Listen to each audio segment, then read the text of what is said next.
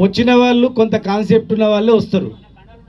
వాళ్ళని మనం అది చేసినామనుకో మళ్ళీ సర్వీలు ఇస్తే వాళ్ళు ముఖం సాడేస్తారు. ఎందుకు పోయి పోవాలి, ఎందుకు తిట్లింపించుకున్నారు ఎందుకని. తర్వాత పిలవకుండా మన సంఘాలే చేసుకోండి.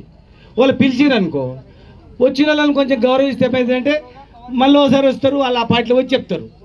ఇక లేదనుకుంటే వాడు మళ్ళీ పిలిచినా రాడు, దండం పెట్టినాడు, అయిపోయా మళ్ళీ కథం అయిపోయా.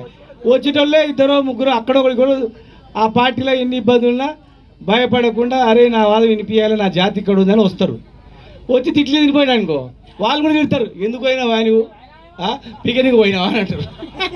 అన్నాక వాడు నాడు ఈడువాడు మనమే మాట్లాడుకో. ఎందుకు చెప్తున్నంటే తెలంగాణ జేఏసీకి కో చైర్మన్గా ఉండి సంబంధ వర్గాలను ఏకం చేసి ముఖ్యంగా మన కుల వృత్తులనే కమ్మరి, కుమ్మరి, మంగలి, చాకలి, యాద అన్ని కులాలను ఇదే ఇక్కడ ఒక్కొక్క రోజు ఒక్క కులానికి ఇచ్చి ప్రదర్శన చేసి చివరకు కాగితాలు ఏరుకుంటారు. రోజు సభ పెట్టినప్పుడు కాగితాలు ఏరుకుంటూ పోతారు ఇద్దరు పిల్లలు.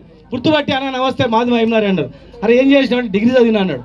ఇదేం చేస్తున్నావు అంటే కాలేజీలు ఏరుకుంటున్నామని గాడ్ ప్రామిస్ చెప్తాను, అబద్ధం చెప్పను నేను.